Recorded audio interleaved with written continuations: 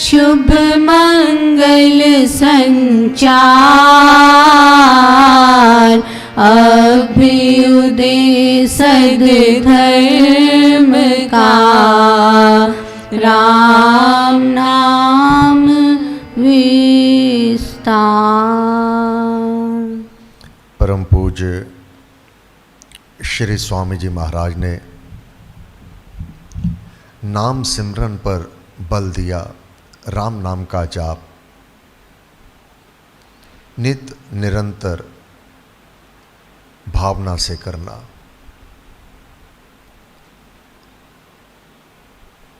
आज के युग में मानव हर कार्य अपने लाभ के लिए करना चाहता है।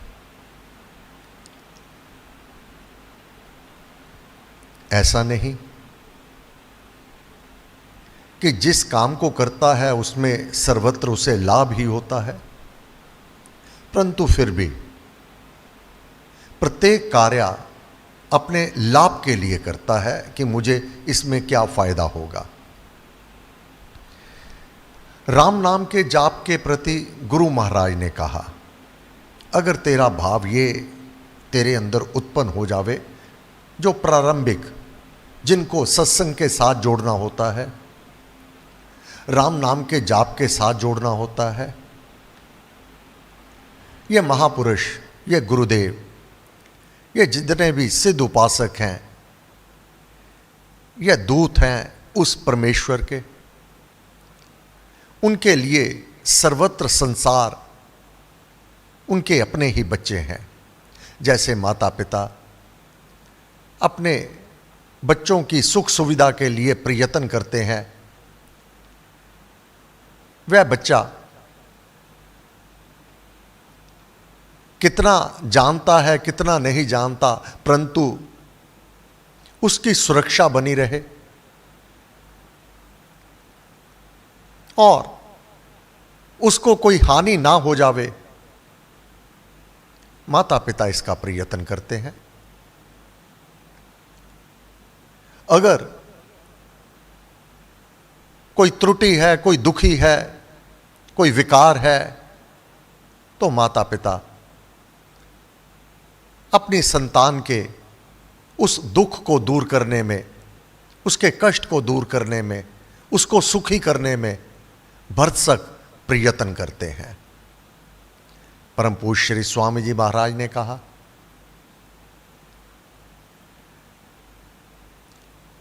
वह परम पिता परमात्मा सबका पिता है, तुम ही हो माता, पिता तुम ही हो। यूं ही नहीं कहा, ये महापुरुषों ने, सिद्ध उपासकों ने उसे तुम ही हो माता, पिता तुम ही हो क्यों कहा? क्योंकि निस्वार्थ भाव से वह जन कल्याण के लिए प्रयत्नशील रहता है। अपने कर्मों के कारण जो दुखी हैं, जो कष्ट में हैं, जो तकलीफ में हैं, जो रोग शोक से ग्रस्त हैं, उनके दुख दूर करने के लिए ये नुमाइंदे, वह शक्ति स्वयं नर का रूप धारण करके इस धरती पर समस्त जगत को सुख पहुंचाने के लिए, सुखी करने के लिए, वह शक्ति स्वयं ही मानव के रूप में अवतरित होती आई है। आज से नहीं, युगों से। प्रत्येक युग में एक से अधिक महापुरुष मिलेंगे, एक से अधिक। महापुरुषों से वहीन यह धरती कदापि नहीं हुई,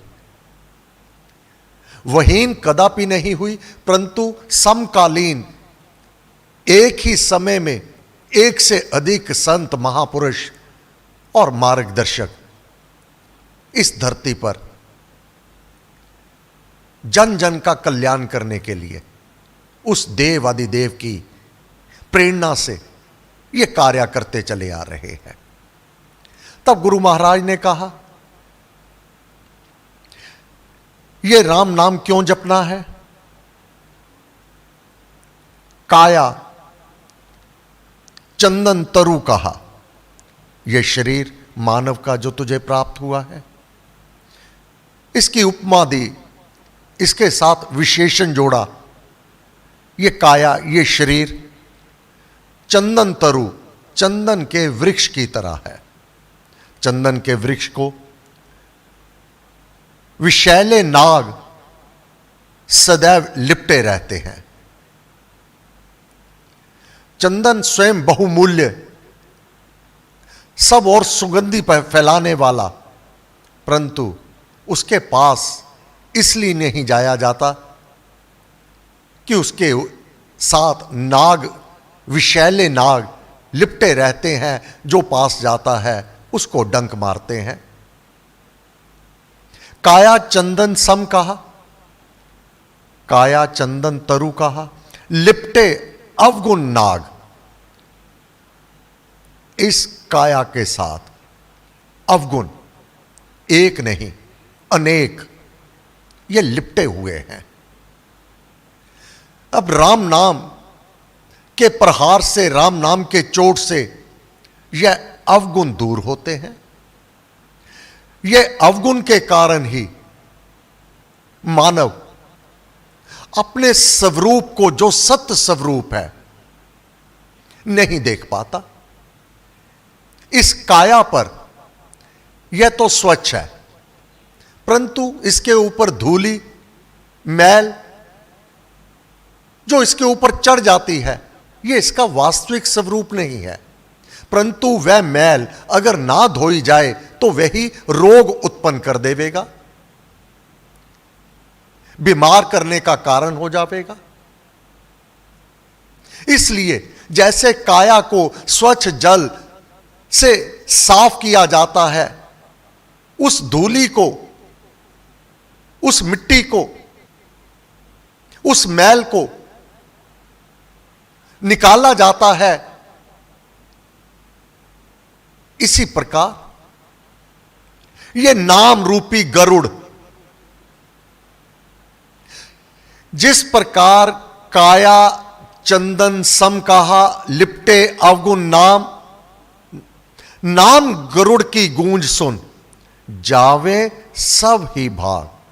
वह नाग जब गरुड़ आता है उस वृक्ष के पास, उसके ऊपर समस्त नाग वहां से भाग निकलते हैं। इसी प्रकार नाम सिमरन करने से यह सभी अवगुण बाहर हो जाते हैं। क्यों नाम का जाप करना? यह अवगुण मानव को दुख देने का कारण बनते हैं। यह अपने विचार कर लेना, मानव दुखी कहां होगा? दुखी और कष्ट कब अनुभव होगा? जब उसे अहंकार रूपी नाग ने अपने चुंगल में उसको पकड़ रखा होगा। अहंकार। जब श्री रामचंद्र जी महाराज पिता महाराज दशरथ के आदेश से अपने भाइयों सहित गुरुकुल में गुरु वशिष्ठ जी के आश्रम में गए, विष्णु के अवतार हैं। ब्रह्मा जी, भगवान विष्णु ने इस धरती पर आना है और भगवान ने ही यह नियम बनाया हुआ है, बिन गुरु होए के ज्ञान, ज्ञान के होए बैरागो बिन। बिना गुरु के ज्ञान नहीं होगा। जब तक ज्ञान नहीं होगा, व्यक्ति को इन विषयों से वैराग और इष्ट के साथ राग नहीं होगा। तब गुरु वशिष्ठ ने, जब श्री रामचंद्र जी महाराज अपने समस्त भाइयों सहित, चारों भाई बाल रूप में प्रश्न उत्तर कर रहे हैं गुरु वशिष्ठ जी के साथ, तब गुरु वशिष्ठ ने कहा यह अवगुण के प्रति, हे राम, जब तक मानव के हृदय में यह अहंकार रहता है, मैं कर सकता हूं, मेरे द्वारा हो रहा है, मैं ना करूं ना जाने क्या अनिष्ट हो जावे, जब तक इस भ्रम में रहेगा तब तक यह अवगुण तेरा अनिष्ट करते रहेंगे, तेरा पतन होता रहेगा। इस अहंकार के नाश करने का तुम उपाय करो। गुरु वशिष्ठ भगवान श्री रामचंद्र जी महाराज से यह अवगुण, अहंकार, इसका प्रयत्न तुझे स्वयं करना होगा, जानना होगा। तुम्हारे दुख ये समस्त विश्व के लिए आज की इस काल में अति महत्वपूर्ण है, प्रत्येक मानव के लिए।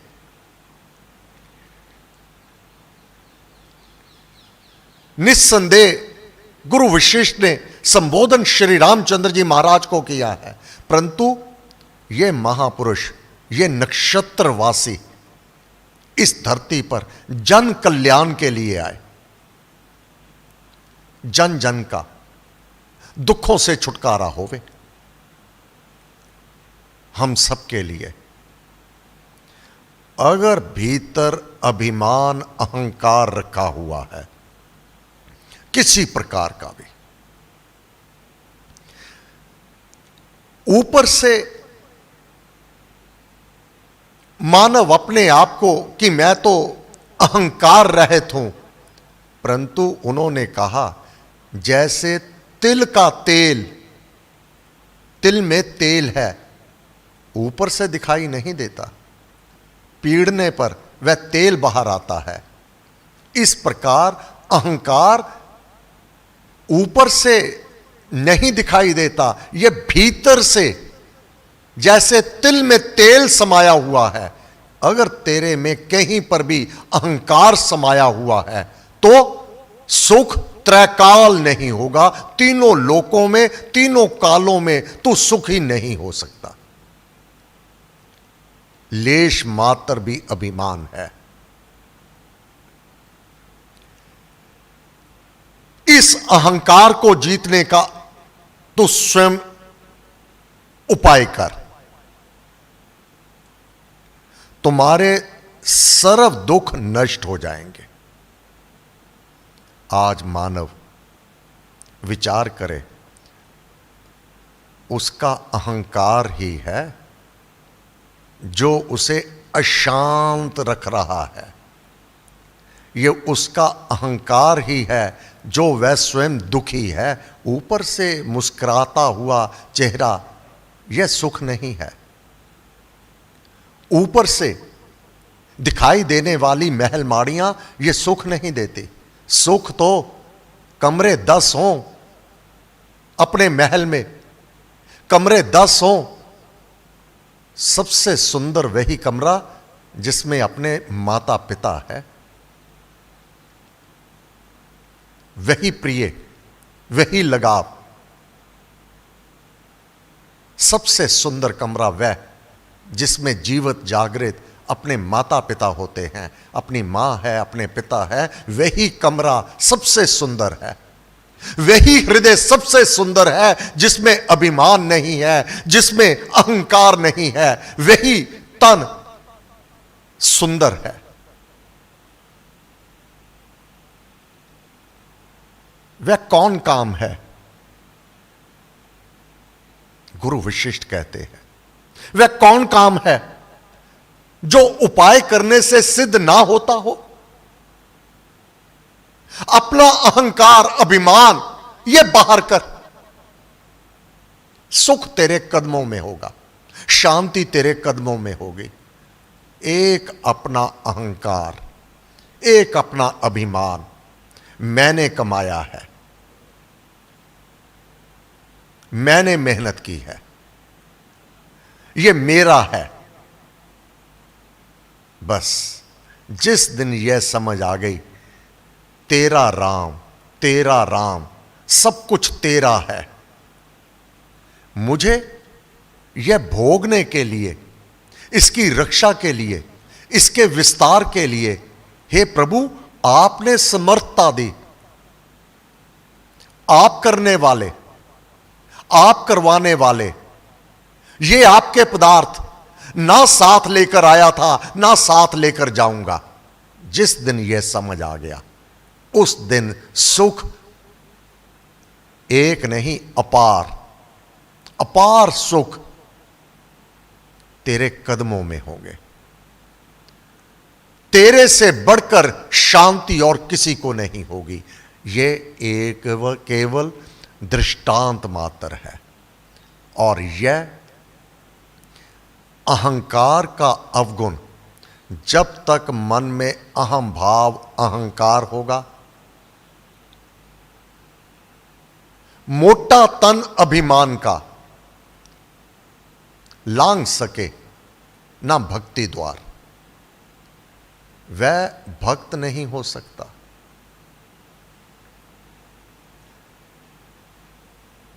एक म्यान में दो खडक देखे सुने ना कान। अभिमान भी हो, अहंकार भी हो, और मन में राम भी हो, ये दोनों देखे सुने ना कान। जब तक राम नहीं होगा तब तक शांति नहीं होगी। जब तक शांति नहीं होगी तब तक दुखों का अंत नहीं होगा, और जब तक राम हृदय में नहीं होगा तब तक ना शांति होगी, ना दुखों का अंत होगा। हे गुरुदेव, आपको बार बार नमस्कार, नमस्कार, नमस्कार, नमस्कार। यह प्रसंग साधक के जीवन को बदलने वाले हैं। बहुत लंबा प्रसंग है ये, बहुत लंबा। अभी तो ये भूमिका है, परंतु सब इसके अधिकारी नहीं है, क्योंकि जो मानव स्वप्न में है, निद्रा में है,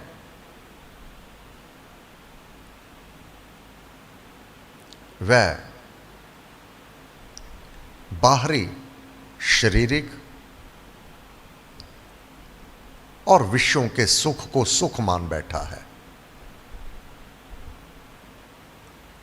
जो भ्रमित है, जब तक सत्संग नहीं होगा, सत्संगति प्राप्ति नहीं होगी, गुरु की शरण प्राप्ति नहीं होगी, यह ज्ञान ग्रहण करने को तैयार नहीं होगा, तब तक उसके दुख भी नष्ट नहीं होंगे, उसके कष्ट भी नष्ट नहीं होंगे। वह दुखी बना रहेगा, वह अशांत बना रहेगा। और इस अवस्था में अगर प्राण निकल जावे तो बाजी केवल हारी नहीं, अपने आप को अधोगति को ले चला। तो अधिकारी बनाने के लिए पहले तो गुरुदेव की वाणी पर विश्वास करना होगा। फिर कौन काम है जो तेरे लिए असंभव है, जिसको तू करना नहीं चाहता, वह तेरे लिए असंभव है। जिसको सुन करके तूने ठान ली कि यह मुझे करना है, तो वह सफलता तेरे कदम चूमेगी। अधिकारी बनाना होता है।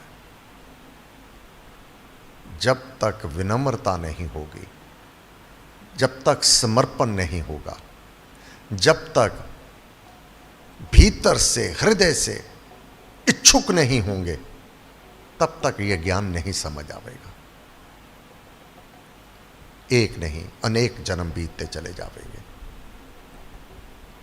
उद्धार, कल्याण ना हो करके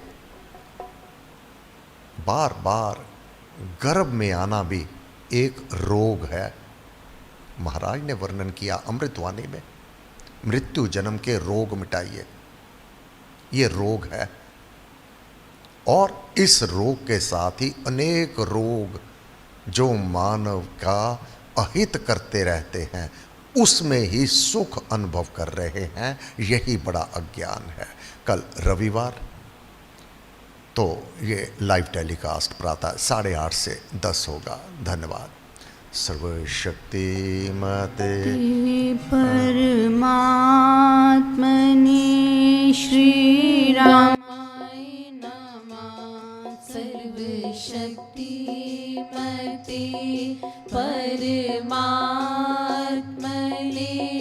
श्री रामाय नमः। सर्वशक्तिमते परमात्मने श्री रामाय नमः। सर्वशक्तिमते परमात्मने श्री रामाय नमः। सर्वशक्तिमते परमात्मने श्री रामाय नमः। सर्वशक्तिमते परमात्मने श्री रामाय नमः। सर्वशक्तिमते परमात्मने श्री रामाय नमः। सर्वशक्तिमते परमात्मने श्री रामाय नमः। सर्वशक्तिमते परमात्मने श्री रामाय नमः। सर्वशक्तिमते परमात्मने श्री रामाय नमः। सर्वशक्तिमते परमात्मने श्री रामाय नमः। सर्वशक्तिमते परमात्मने